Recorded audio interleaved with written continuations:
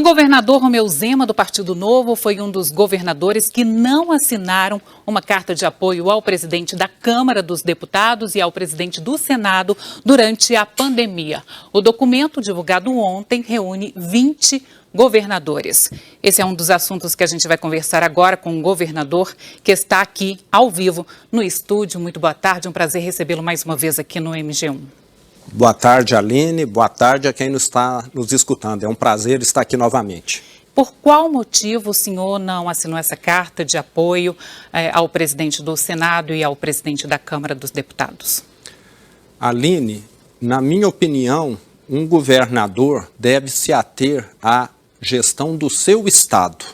O que eu tenho dito sempre é o seguinte: eu já tenho tantos incêndios para apagar aqui em Minas Gerais, temos uma crise financeira descomunal aqui, e eu ficar entrando em assuntos que não dizem respeito ao nosso estado, na articulação presidente, Congresso, presidente, senador Rodrigo Maia, presidente, deputado Rodrigo Maia, aliás, e senador Davi Alcolumbre, não é mérito meu. Eles são adultos, eles são políticos experientes e com certeza vão dialogar e se acertar. E me parece que tem muitas pessoas querendo se aproveitar disso para palanque, que não é o meu caso. Mas o senhor, neste caso, não fica contra aos 20 governadores? Eu te diria que não. Eu estou a favor de Minas e tem pessoas querendo se promover dentro de uma briga que não é deles, na minha opinião. Essa é a minha posição.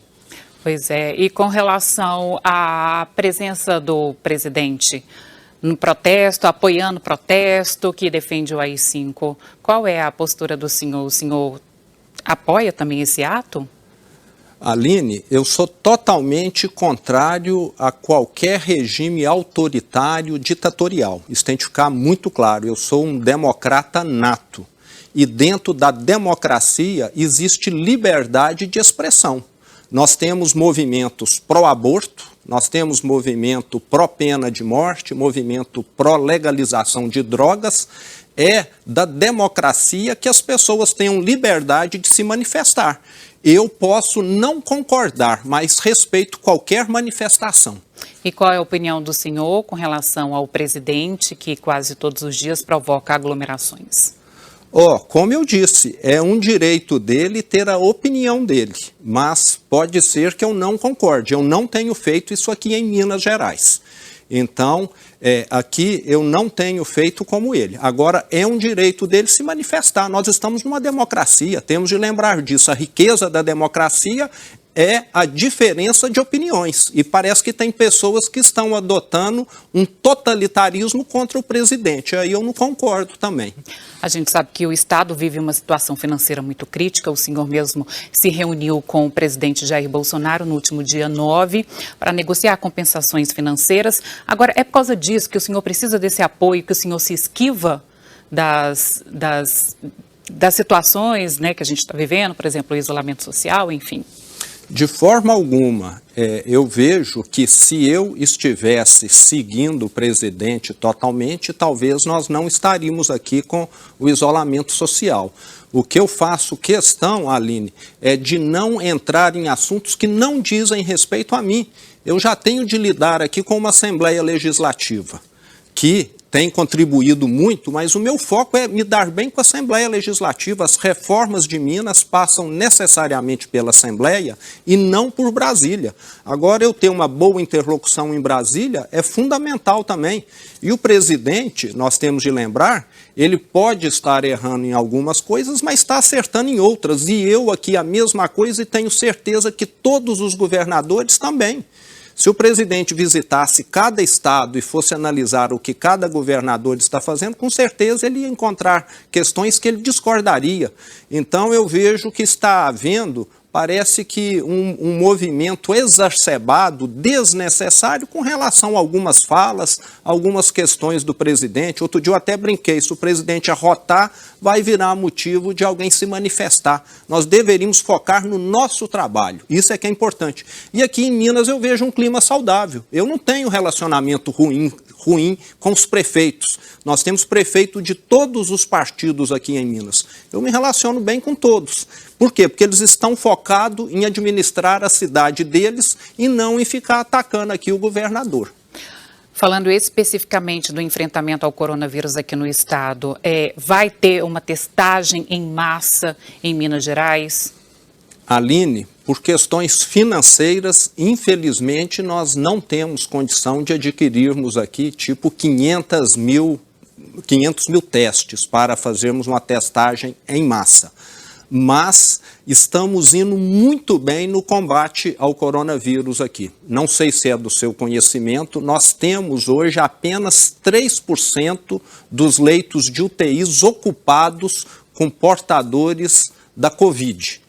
E isso demonstra que nós temos feito a lição de casa. Minas Gerais está entre os 5 melhores estados do Brasil em questão de vítimas por milhão de habitantes e infectados por milhão de habitantes.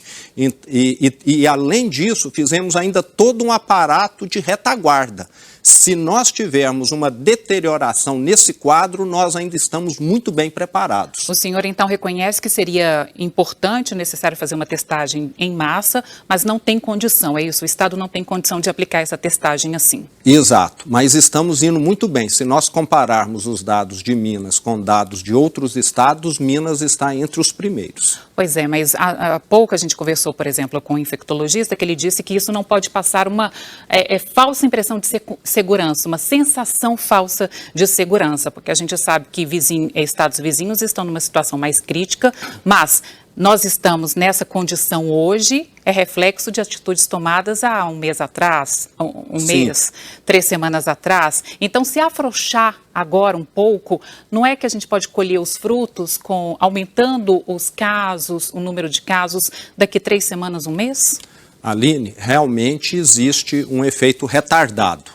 Mas nós temos de lembrar que Minas tem uma diferença muito grande de outros estados. Quando nós falamos do estado de São Paulo, do estado do Rio de Janeiro, principalmente esses dois, e até do Amazonas e lá do Ceará, que são os estados que têm tido um pior comportamento, nós temos de lembrar que mais da metade ou a metade da população desses estados estão na capital.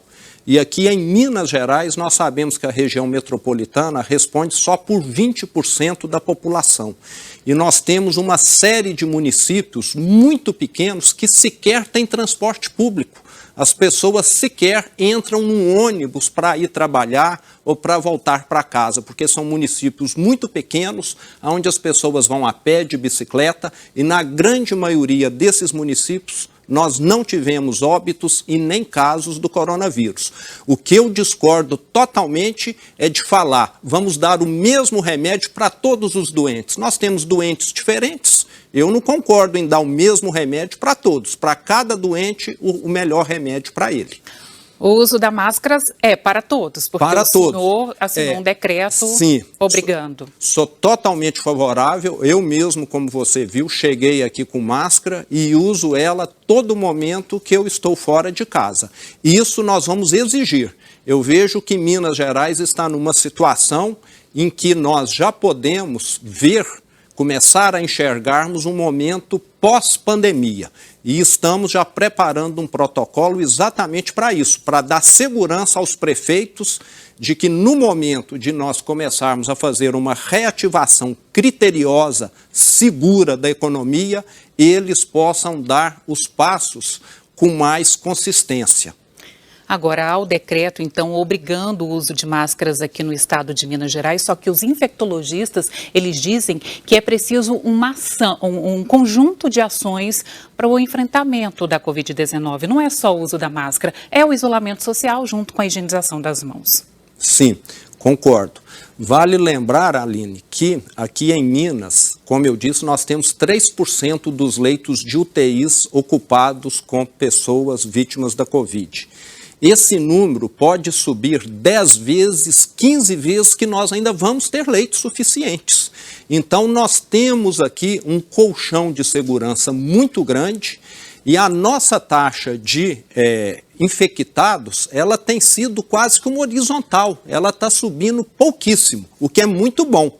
Mas temos de lembrar que, se nós formos esperar todos na velocidade em que estamos indo passarem pelo vírus, nós devemos ficar 10 anos, 20 anos. Então, nós vamos ter de adotar medidas de segurança, sim, mas que possibilitem que alguns setores voltem a trabalhar. Por falar em leitos, o senhor começou a montagem, né, de um hospital o hospital de campanha no Expo Minas. Esse hospital já ficou pronto, já está funcionando. Qual que é a quantidade de leitos lá?